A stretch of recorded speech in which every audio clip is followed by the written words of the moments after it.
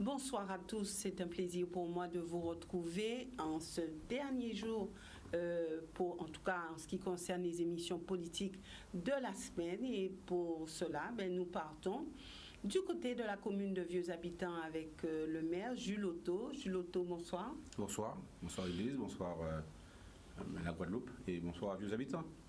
Voilà, donc je le disais, vous êtes le maire de la commune de Vieux-Habitants, vous êtes aussi membre du PS. On peut dire que vous êtes un fidèle membre du PS. Vous n'avez jamais varié. Oui, je suis rattaché aux valeurs socialistes et le PS, la fédération, je m'y retrouve. Il faut bien un moment se trouver dans quelque chose de structuré. Mais au-delà du PS, ce qui porte mes convictions politiques, c'est attaché à ces valeurs socialistes, à ces valeurs humanistes. Et la fédération socialiste et écologique me le rend bien. Donc je me sens bien dans mon parti avec mes camarades. Et je crois qu'on a encore un bel avenir. Et le socialisme, c'est encore une idée neuve. Voilà, donc le socialisme, alors aujourd'hui, il y avait quand même une journée importante pour vous, socialistes, puisque c'était aller un petit peu plus loin dans la réflexion concernant les prochaines élections régionales et départementales. Oui, on a mis en place le Conseil fédéral une procédure pour premièrement, mais on est sur une triptyque. C'est le projet, l'équipe, le leader, la tête de liste. Parce on n'est plus sur la tête de liste. La question des leaders, on en a. Victorin Lurel, Madame Bourrel, on en a. Et le chef de parti, il est là. A dit qu'il se met un petit peu en retrait. Victorin Lurel a fait savoir qu'il ne sera pas tête de liste aux élections régionales, mais il reste un éminent personnalité de la vie politique en Guadeloupe et il est sénateur, il est conseiller régional, il mène un combat, on entend bien dans ce combat, dans l'opposition au conseil régional. Il est d'ailleurs le seul à dire quelque chose et en même temps à commencer à donner le signal pour dire qu'il y aura un projet alternatif à porter. Donc il est là. On peut rester, et je crois qu'il a précisé aussi, qu'il reste dans le combat. Il sera à côté de nous. Simplement, il a, pour des raisons, je pense, qui lui appartiennent, donc il a en âme et conscience, il a pris une décision, en tout cas personnellement, je reste persuadé que Victorin Lurel reste encore là, celui le mieux placé pour nous conduire aux élections régionales. Mais il a pris Vous le pensez? Oui, moi je le pense. Ça, c'est Jules Otto personnellement. Après, je respecte. Parce que c'est quand même la décision qu'il vient de prendre. Et la vie politique, c'est dans l'ADN de Victorin Lurel. C'est quelqu'un qui s'est consacré pour l'action publique, pour son territoire, pour son pays. Mais c'est un choix, je pense qu'il est le mieux placé pour l'expliquer. Il y a pas simplement, je pense, des dimensions politiques. Il y a la dimension humaine globale. On connaît tout ce qu'il a vécu. Et donc, il a pris un choix en âme et conscience. Et il a eu ce courage et de le dire très clairement. On ne trouve pas beaucoup d'hommes politiques en Guadeloupe qui encore, on le voit bien, pour la vitalité, il aurait pu dire je reste accroché à ces questions de pouvoir. Il a pris cette même décision parce qu'il aime l'action publique, il aime la politique, Victorin Lurel. Il aime son pays, mais il a pris cette décision parce qu'il nous accompagne. Une transition douce qui fait là tranquillement pour nous. Donc aujourd'hui, il s'agit de faire émerger un leader au niveau du PS. Je répète, Madame Bourrel, c'est un leader, elle est présidente du conseil départemental, elle est là. Il est Obridé qui est chef de parti, on a José Sapoti qui est maire depuis une deuxième mandature, qui a été président de l'Agro du Nord-Bastère, et qui a été conseiller régional, vice-président du conseil régional. Donc on a là des hommes et des femmes qui ont des talents et qui peuvent demain matin nous représenter. Pour le moment, ce qu'on a proposé, c'est de travailler sur l'offre politique avec deux piliers. L'offre politique sur la dimension, notre capacité à proposer une alliance, une large alliance, pas simplement avec le PS ou le PPDG, mais aller encore plus loin, identifier, on travaille là-dessus. Il y a des talents, on les a vus pendant les élections municipales. On voit bien aussi des jeunes et des moins jeunes à travers les réseaux sociaux, à travers leur intervention dans la vie publique. Et ces jeunes-là aussi nous interpellent. Moi-même, j'ai des relations privilégiées avec certaines personnes qui attendent de nous qu'on offre autre chose à la Guadeloupe. Alors justement, Jules Otto, et c'est bien qu'on puisse en discuter quelques minutes, Hilaire Boudet, sur ce plateau même, cette semaine, disait qu'effectivement, il faut ouvrir, il faut que vous puissiez voir avec d'autres. Alors, en termes de leaders politiques, il s'agirait aussi de voir peut-être du côté d'autres, comme peut-être Éric Jalton, il y en a d'autres, hein, il y a Mme Jasmin, enfin bref, il y en a d'autres. On a Mme Jasmin Coty et chez nous. Coty, il n'y a pas de problème. Oui. Bon, ce que nous, on a mis en place, c'est de dire qu'on prend le temps de travailler sur notre offre politique, je me répète, sur la question de l'alliance, sur la question du contenu. On y est, ça fait longtemps qu'on travaille là-dessus. Depuis le mois de septembre à la rentrée, on travaille. Il y a eu un groupe qui travaille là-dessus. On a eu un conseil fédéral au mois d'octobre où on a proposé Victorin Lurel, Josette Borel-Certain et puis Hilaire Boudet a conduit cette démarche de projet et aussi d'alliance. Donc le travail se fait tranquillement et on est très ouvert. On est très ouvert sur rassembler. Qu'est-ce qui est important? C'est le pays qui est important pour nous. C'est le territoire qui est important pour nous. Ce sont les gens qui y vivent qui est important pour nous. Donc c'est de proposer une autre politique, une alternative à ce qui se fait actuellement en région Guadeloupe. Donc vous êtes en marche, on va dire, hein, sans faire de mots, mais donc vous êtes en marche vers une autre offre politique pour la Guadeloupe. Il y en a d'autres qui sont aussi dans cette démarche, donc on verra peut-être un grand rassemblement à gauche. En tout cas, c'est notre ambition, c'est notre volonté. C'est notre volonté sociale, écologique, travailler avec tous ceux qui ont tout tenu compte actuellement de la crise sanitaire, qui est aussi une crise environnementale, qui nous bouscule, qui fait revoir nos référentiels, qui fait revoir nos logiciels, nos manières de penser. Ce qui était vrai pour nous il y a 1 an, il y a 2 ans, aujourd'hui on voit bien qu'il faut le repenser. On a mené une campagne dans les territoires, ce qu'a fait Andrea Talabaster, ce qu'a fait Marie-Vine Ponchateau, ce qu'a fait d'autres camarades proches de nous sur leur territoire.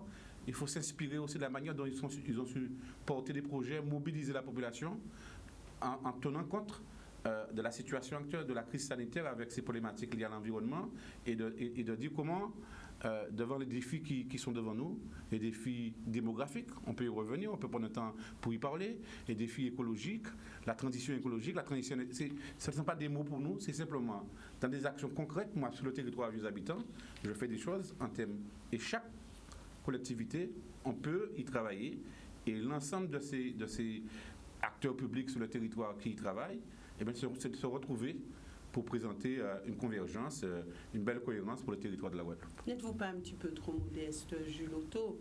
On sait que vous avez été premier fédéral, on connaît aussi votre combat et vous avez cité plusieurs noms, pas le vôtre. Est-ce que ça voudrait dire que vous n'avez pas d'ambition forcément pour les 2 prochaines échéances, c'est-à-dire régionales et départementales?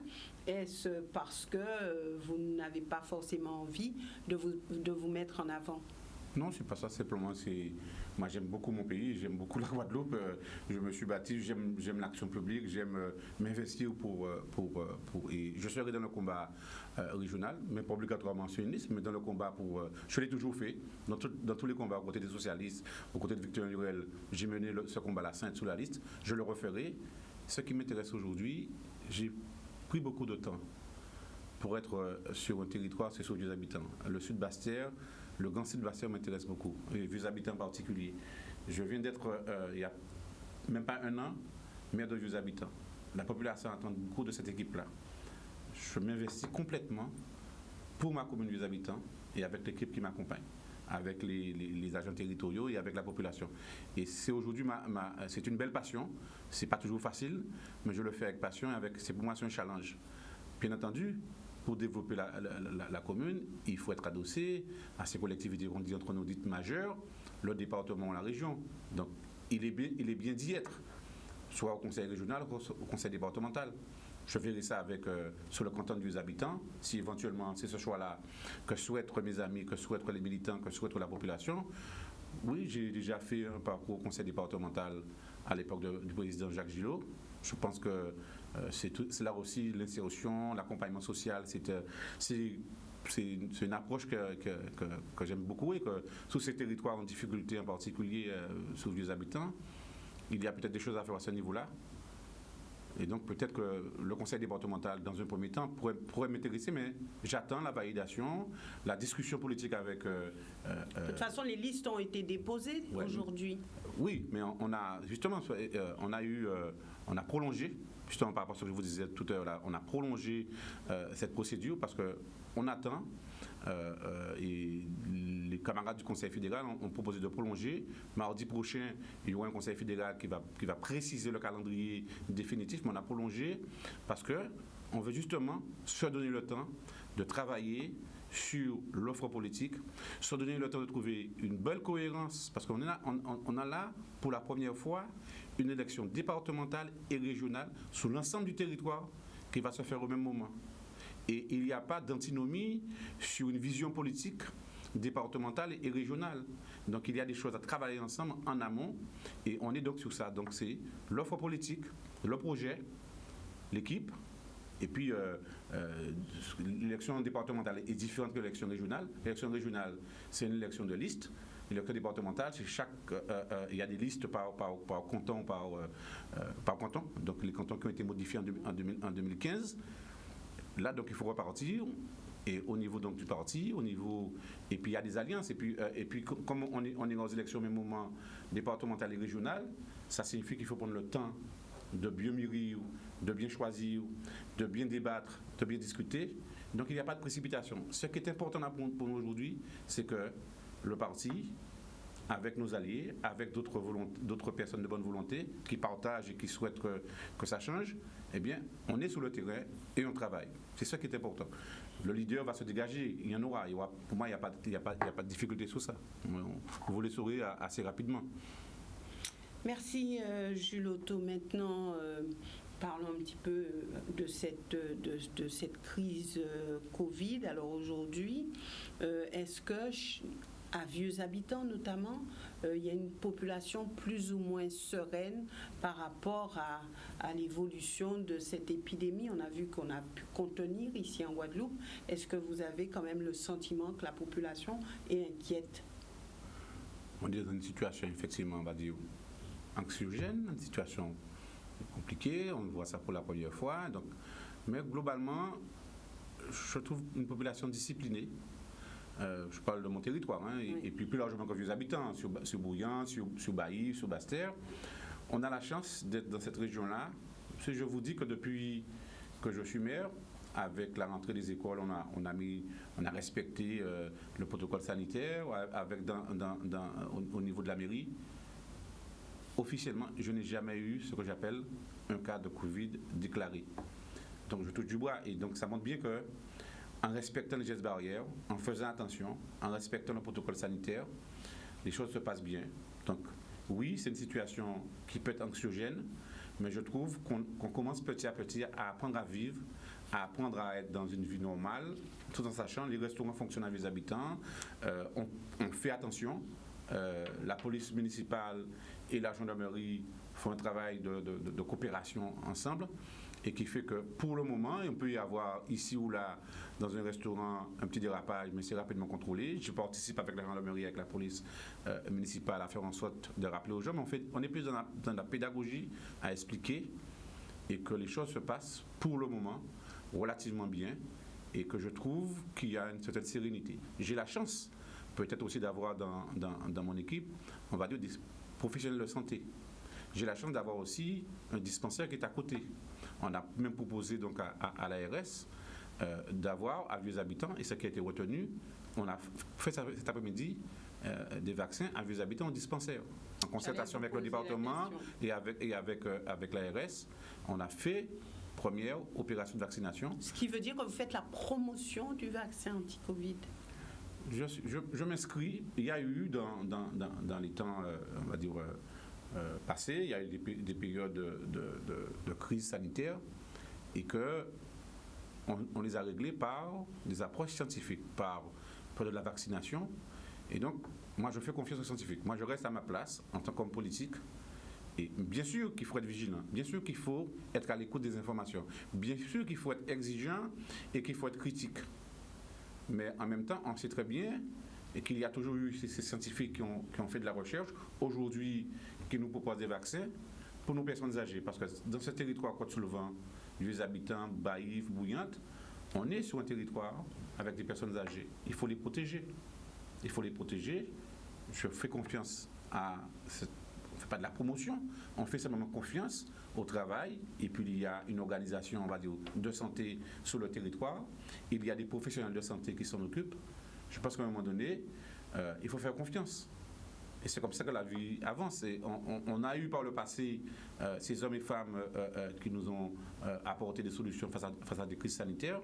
Je pense qu'on est dans ce cas de figure, avec une société qui a évolué, avec des moyens de communication différents, qui fait qu'on s'interroge et qu'on a ce droit-là de s'interroger, qu'on peut avoir un peu de réserve par rapport à un vaccin, mais en même temps, on doit être aussi dans une démarche, on va dire, quelle est la solution aujourd'hui? Les vaccins ont montré et démontré leur efficacité.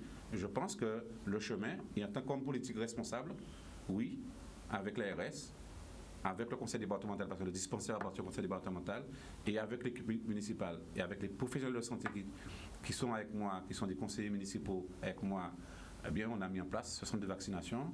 Et bon, je ferai le point avec ces professionnels demain matin pour savoir le nombre de personnes qui ont été vaccinées, comment ça s'est passé sur le territoire de vieux habitants. D'accord, vous avez eu combien de doses? Non, mais pour le moment, je ne peux pas vous préciser. Je l'ai confié, je travaille beaucoup en délégation, je l'ai confié à ces conseillers municipaux qui sont des infirmières ou des médecins, qui sont de mon équipe, ou qui sont au sein du conseil municipal. Je ferai le point avec eux le matin, je savais que je venais ici, donc j'ai quitté Vieux Habitants assez tôt. Et donc, demain matin, je ferai le point avec mon équipe pour savoir précisément le nombre de doses et combien de vaccins qui a été réalisé. D'accord. Comment ça se passe au niveau de la communauté d'Aglo Grand Sud Caraïbes? Compliqué, difficile. Il y a premièrement, j'ai eu l'occasion. Compliqué et difficile. Oui, compliqué et difficile. Premièrement, il y a deux approches. Il y a l'approche où je reste un maire et je ne dis pas, par exemple, quand par exemple un administré vient m'interpeller, même si c'est une compétence, c'est une responsabilité de l'agglo, sur le transport, sur le déchet, sur l'eau agricole, l'eau potable et l'assainissement.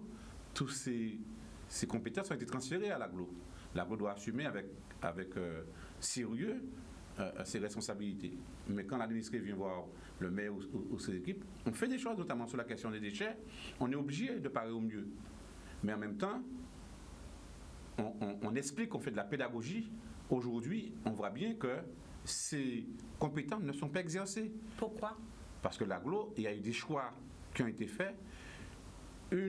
L'agglomération Grand Sud Caraïbes devrait être là normalement pour le compte des communes membres, en ingénierie pour le compte des communes membres, c'est-à-dire en capacité de mutualiser, d'assumer ses responsabilités, d'apporter des solutions pour ces communes membres. Ce n'est pas le cas aujourd'hui, parce que des choix. Comment voulez-vous? On est là, s'il n'y a pas une opération, un plan Marshall pour cet agglo-là, et que si l'État ne prend pas en main et apporte une solution, on est sur 450 agents. On est sur une structure du personnel qui ressemble à une structure communale avec 85-90% de catégorie C. Alors que les agglos, quand vous prenez l'agglo de Cap Excellence ou l'agglo de la Caule, Riviera du Levant, ou le Nord-Grande-Terre ou le Nord-Basse-Terre, il y a un certain nombre de cadres qui sont là pour réfléchir sur des schémas de mutualisation, sur comment mutualiser et comment faire en sorte de rendre et réfléchir sur l'accompagnement, le développement économique. Est-ce que le président de l'agglo a les mains libres? Est-ce qu'il n'a pas les mains liées? Vous connaissez la situation financière de cette communauté d'agglo. Alors, justement, comment faire pour s'en sortir, sachant que le préfet de la Guadeloupe a dit que l'État va s'investir aux côtés de... Mais pas simplement s'investir en termes d'accompagnement, en termes de... Parce que je sais, nous aussi, avec les habitants, on a une situation difficile. J'ai récupéré une commune, on pourra en parler tout à l'heure, une commune avec des situations difficiles. Il y a un accompagnement, il y a un accompagnement de l'Agence française de développement, et puis après un diagnostic sur le plan organisationnel, sur le plan financier, et puis après, mettre en place des outils pour nous accompagner. Mais je pense que pour l'agglo, c'est plus que ça. Ce n'est pas simplement un accompagnement en termes de diagnostic sur le plan organisationnel et financier, c'est aussi un accompagnement financier lourd. Et si on veut, qui peut aider? Aujourd'hui, il y a une possibilité, mais c'est encore taper sur les contribuables, donc faire payer les contribuables, les gabégies des personnes qui étaient là avant, et le président actuel était dans cette équipe-là. Moi, quand il y a eu les élections municipales, sur les 11 communes, 8 communes ont décidé de changer de maire. Et quand on prend le bulletin, c'est une élection municipale et intercommunautaire, le bulletin de vote. Donc, la population a donné un signal fort de dire, même s'il y a une situation difficile, moi j'ai appelé des maires pour leur dire, mettons-nous ensemble en conférence des maires pour discuter.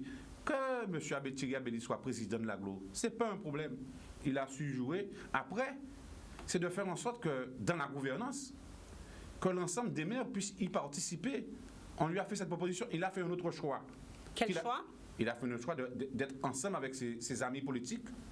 Comment voulez-vous que André Attala, que Mme Ponchatto, puisse travailler dans la sérénité en tant que maire qui va être élu et au suffrage universel avec une validation de la population, qu'on propose leur opposant comme vice-président de l'agglo? C'est la seule agglo en Guadeloupe qui a cette configuration-là. Donc, il s'est lié les mains sur la question de la gouvernance politique. Il fallait respecter le choix de la population et de faire en sorte qu'on puisse réfléchir ensemble dans ce bureau. Je vous redis, ça ne posera pas de problème. Voilà, il a fait le choix, il a été élu. Il a été élu, donc il n'y a pas de problème sur ça. Après, on pouvait s'asseoir et de dire comment on gère. Madame Chevry, à l'époque, n'a pas fait comme ça. Madame Chevry, à l'époque, avait laissé, même si effectivement Mme Breslau avait été à l'époque vice-président sans être réélu maire, mais elle avait laissé de la place à la minorité pour le bureau pour avoir des vice-présidents. Imaginez-vous que ni Elie Califère, ni Elie Ouidé, ni Baster André Attala, ni Mme Ponchatto Baïf, ni Judoto Vieux Habitants. C'est pourquoi j'ai lancé la réflexion pour dire, compte tenu des situations sur la gouvernance politique, il y a eu un choix qui a été fait. Laissons assumer ceux qui ont voulu avoir cette gouvernance-là, eh bien leur situation. Et puis, compte tenu de la situation, il y a quand même une réflexion à mener, à dire, est-ce qu'on va laisser vieux habitants, parce que je ne vois pas comment on peut s'en sortir. Si on reste aujourd'hui, je peux vous dire que quand vieux habitants géraient elles-mêmes les ordures ménagères, avec un taux, ce qu'on appelle la taxe d'ordures ménagères, qui était à 10-12, arrivé à l'agglo, on est quasiment à 20 aujourd'hui. On va être à 20 bientôt, parce qu'il va y avoir une augmentation. Et le service n'est pas mieux rendu. C'est-à-dire qu'on a des contribuables qui paient plus cher pour un service qui est rendu, il y a moins d'efficacité. Sur la question de l'eau, qu'on était dans les syndicats de la Côte-sous-le-Vent, Baïf, Vieux Habitants, Bouillante, Pointe-Noire, pour l'eau agricole, pour l'eau potable, l'eau agricole et l'assainissement, le service était mieux rendu. Donc il y a aujourd'hui une vraie réflexion à avoir. Est-ce qu'on reste dans l'agglo parce qu'il y a des possibilités? Donc cette réflexion-là, je le relance encore pour mes amis de Baïf, de Basse-Terre, de Saint-Claude, pour leur dire, en plus on forme un bloc, on peut en discuter et de dire que... Donc vous avez l'intention de sortir de l'agglo? J'ai l'intention de lancer la discussion politique et le débat pour dire, et de faire, de peser, de regarder là-dedans. Il faut étudier, il faut regarder les hypothèses, que si on sort, qu'est-ce qu'on gagne, qu'est-ce qu'on perd, et puis, mais il faut au moins lancer le débat pour que, au moins que ceux qui sont en place puissent prendre conscience et de dire, tiens, peut-être qu'il y a lieu d'avoir une autre vision politique, une autre gouvernance. Vous avez la possibilité de sortir de l'agglo? Oui, il y a des conditions. Il y a des conditions, on peut le faire. Après, ça, mais pas le seul. Je voudrais emmener dans cette démarche-là d'autres communes. Ceux qui sont aujourd'hui pas dans la majorité, pas dans la gouvernance, même ceux qui ne sont pas dans la gouvernance.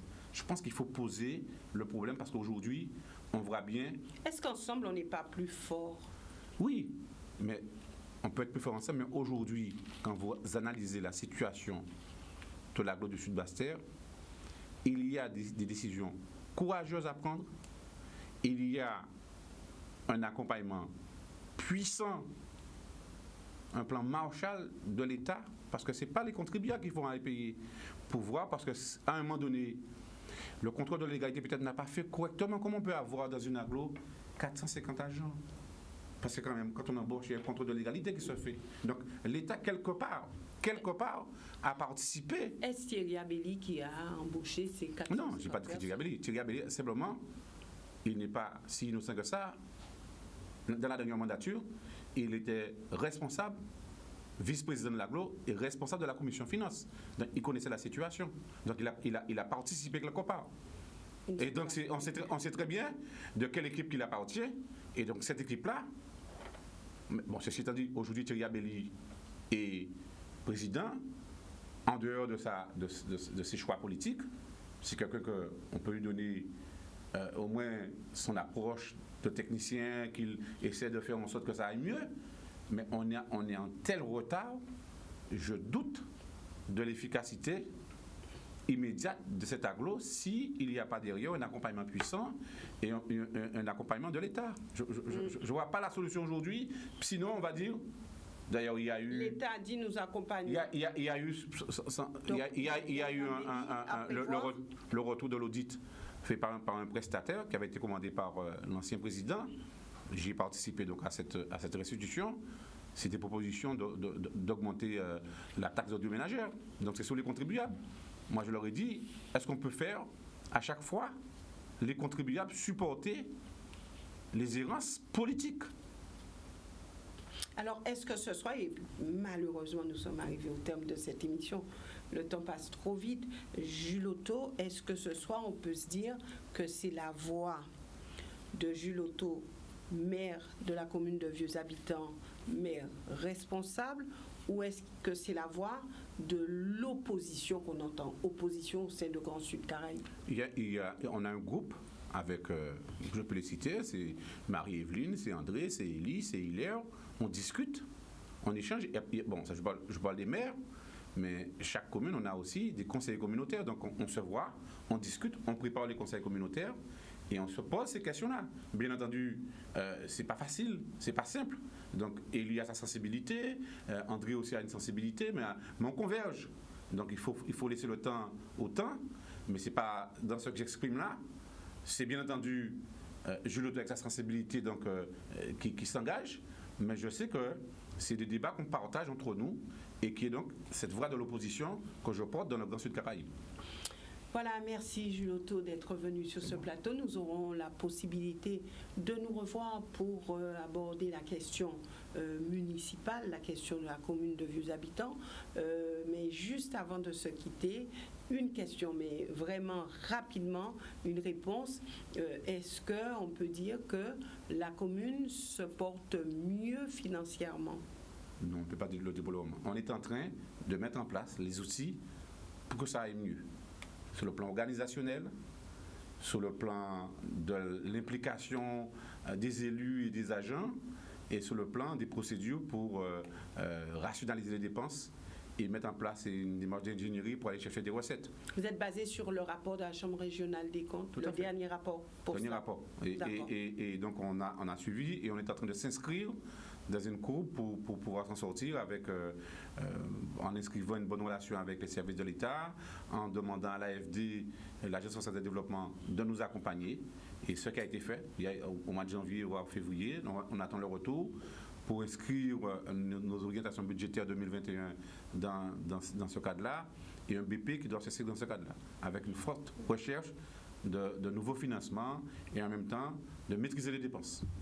Merci Jules Otto d'être venu sur ce plateau. Merci aussi à vous, téléspectateurs, de nous avoir suivis. Nous nous retrouvons lundi pour une autre émission politique. Je vous souhaite un excellent week-end et puis faites très attention sur les routes, faites très attention à vous. Excellente soirée.